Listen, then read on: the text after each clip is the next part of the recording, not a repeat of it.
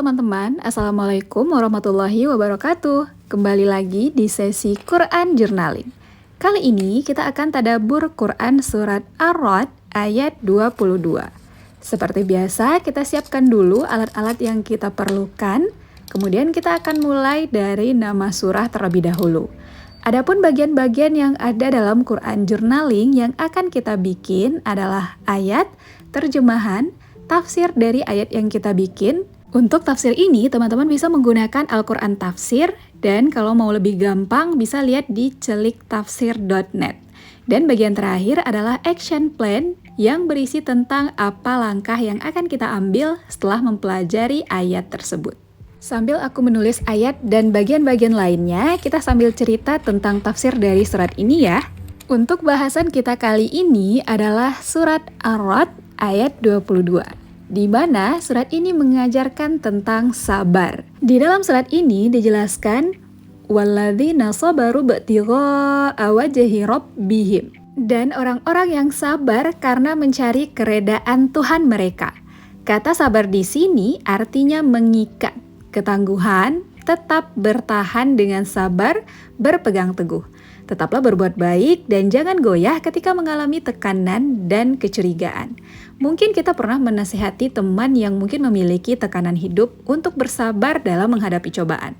Namun, apakah kita tahu apa arti sebenarnya dari sabar? Pertama, jangan marah. Apapun yang terjadi, jangan terpental. Tahan perasaanmu. Karena kalau kita mengikuti perasaan kita, maka kita sudah kalah dari setan. Nah, hal ini pasti sulit sekali ya teman-teman. Jadi, ketika kita marah, kita harus menahan diri, menjaga perasaan kita, jangan sampai memukul orang lain, memecahkan barang, atau melempar piring. Kita harus cegah itu semua dengan kesabaran. Walaupun sikap sabar itu tidak semudah diucapkan, tetapi kita harus berlatih.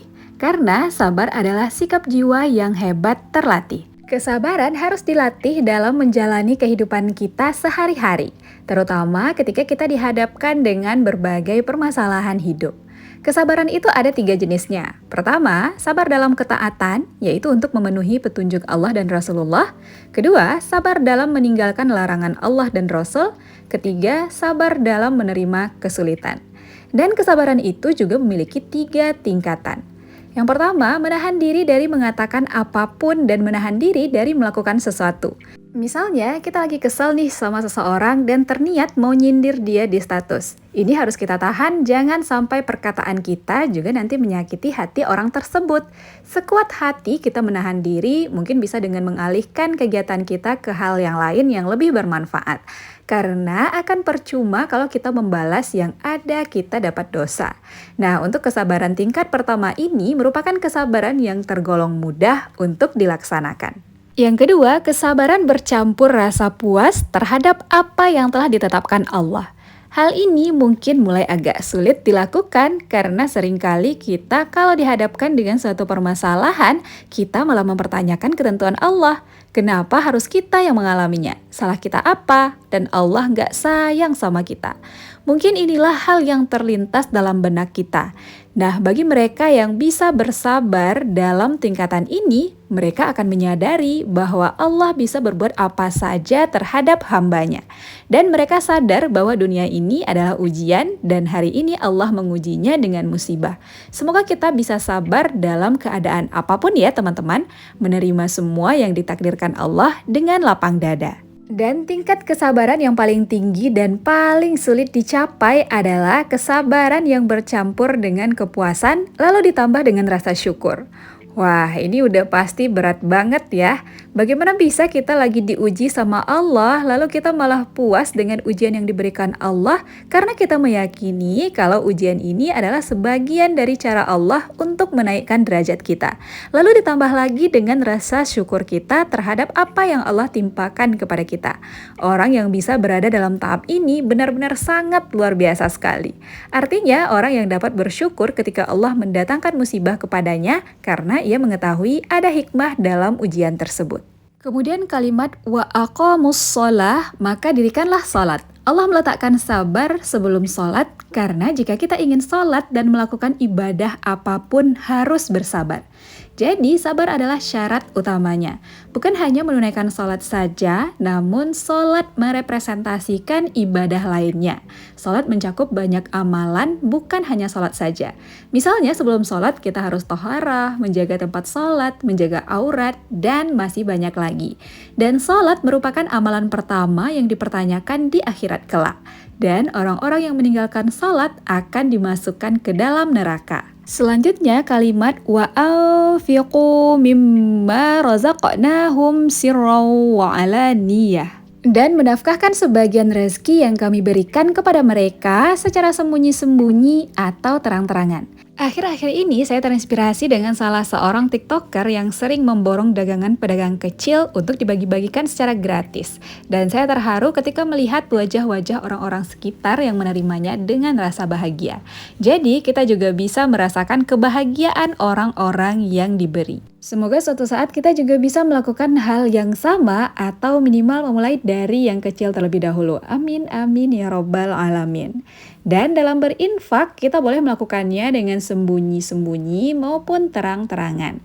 Mungkin lebih baik bersifat rahasia agar kita terhindar dari ria. Tetapi bersifat terang-terangan juga boleh seperti TikToker yang saya ceritakan tadi, karena ini bisa menginspirasi orang lain untuk melakukan hal yang sama juga. Dan pada kalimat wayadra'una bil hasanatis sayyi'ah serta menolak kejahatan dengan kebaikan. Yang dimaksudkan di sini adalah kita harus membalas perbuatan jahat orang lain dengan perbuatan yang baik. Misalnya ketika ada orang yang menyakiti kita, maka kita tidak membalasnya dengan kejahatan, tetapi kita membalasnya dengan hal yang baik. Dan terakhir pada kalimat ulaika lahum uqyad dar. Orang itulah yang mendapat tempat kesudahan yang baik.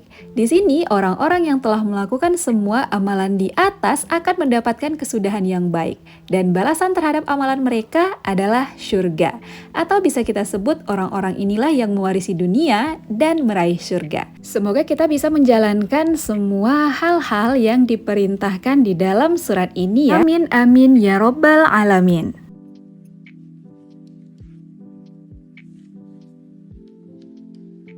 Dan inilah hasil dari Quran journaling kita pada kali ini, yaitu surat Ar-Ra'd ayat 22 yang menjelaskan tentang sabar. Dan di bagian ini ada hal baru yang aku tambahkan, itu adalah kata-kata motivasi yang berhubungan dengan sabar, yaitu jadikanlah sabar dan sholat sebagai penolongmu. Dan seperti biasa, kita akan melihat hukum tajwid apa aja yang terdapat di dalam surat ini. Yang pertama ada hukum qalqalah, yaitu membacanya dengan cara dipantulkan, misalnya pada kata wabtira, wajhi, razaqnahum, wayadra, uqya. Kemudian ada hukum bacaan ikhfa pada kata anfiqu, yaitu nun mati bertemu fa. Hukum bacaannya adalah ikhfa, cara membacanya samar-samar. Ada hukum bacaan idgham bi gunnah pada kata sirrau sama niyatawa, di mana hukum membacanya adalah didengungkan. Dan terakhir ada kata mim bertasdik pada kata mimma, di mana hukumnya juga didengungkan. Kemudian kita tambahkan juga highlight pada kata-kata penting dalam terjemahannya, yaitu kata sabar, sholat, infak, menolak kejahatan dengan kebaikan. Dan action plan yang kita bisa pelajari setelah memahami ayat ini adalah yang pertama, kita harus sabar disertai keikhlasan dalam segala hal. Meningkatkan kekhusyukan kita dalam sholat, meningkatkan intensitas dan kualitas dari sedekah, kemudian tidak membalas keburukan yang dilakukan oleh orang lain. Semoga apa yang kita lakukan kali ini bisa bermanfaat ya teman-teman. Sampai jumpa di sesi Quran Journaling berikutnya. Assalamualaikum warahmatullahi wabarakatuh.